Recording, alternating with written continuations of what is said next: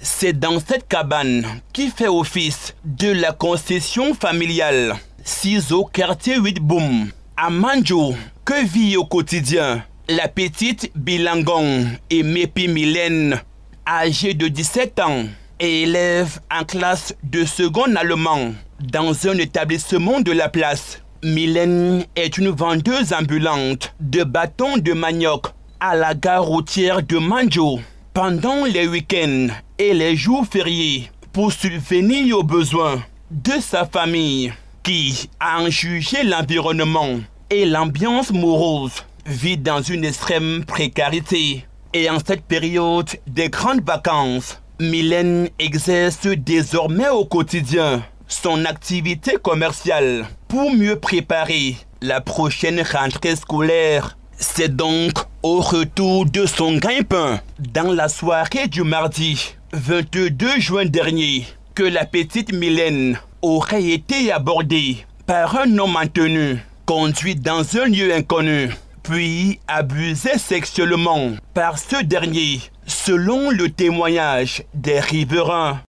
La petite Mylène, ma voisine la plus proche, à son retour du marché, constate que l'adjoint du commandant rôdait autour d'elle avec la voiture, avec des gentillesses. Ma fille, tu as fini le commerce? Elle dit oui, je te laisse à la maison.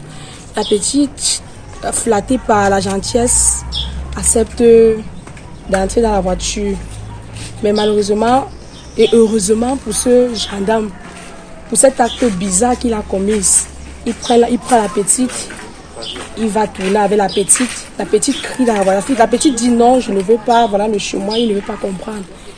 Il va traîner la petite jusqu'à son domicile où il décide de commettre des actes abusifs. Cette petite, pas une fois, pas deux fois, toujours dans la même nuit. Il finit par balancer l'enfant très tard, aux environs de 2 heures, quelque part près du quartier. Et les parents étant déjà troublés, étant déjà dans la frayeur d'avoir perdu leur fille, ont rencontré la petite aussi en chemin. L'enfant, c'est une petite qui se bat au carrefour chaque vacances.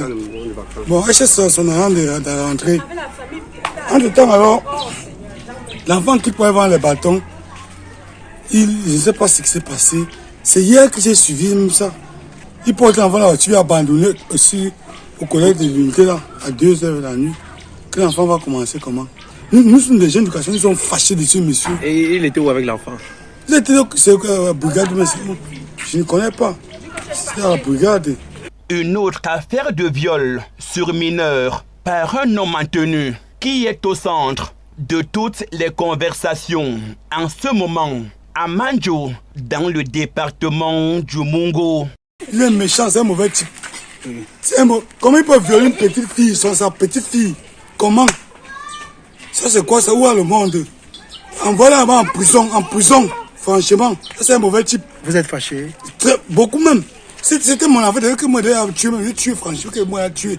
Ça c'est le crime, ça c'est tuer quelqu'un. Comment il peut faire ça à une petite fille comme ça? Une gamine comme ça, c'est comment? Non. On ne doit pas laisser cette affaire. Alors, où est-ce que nous allons arriver avec ce genre de comportement? Si ce sont nos parents, nos protecteurs, ceux qui nous donnent le goût de vivre dans ce monde, qui commettent ce genre d'habitude, mais qu'allons-nous faire pour nous en sortir? Est-ce que nous allons espérer à l'avenir d'un monde uni? Non, c'est pas normal. Ce genre d'acte mérite vraiment des sanctions très strictes. Il ne faut pas qu'une absence soit tolérée. Aucune justice de flatterie ne soit dans ce genre d'acte-là. Et selon une certaine source, l'affaire aurait subi une déportation du côté de la gendarmerie de Nkonsamba, où l'enquête a été ouverte.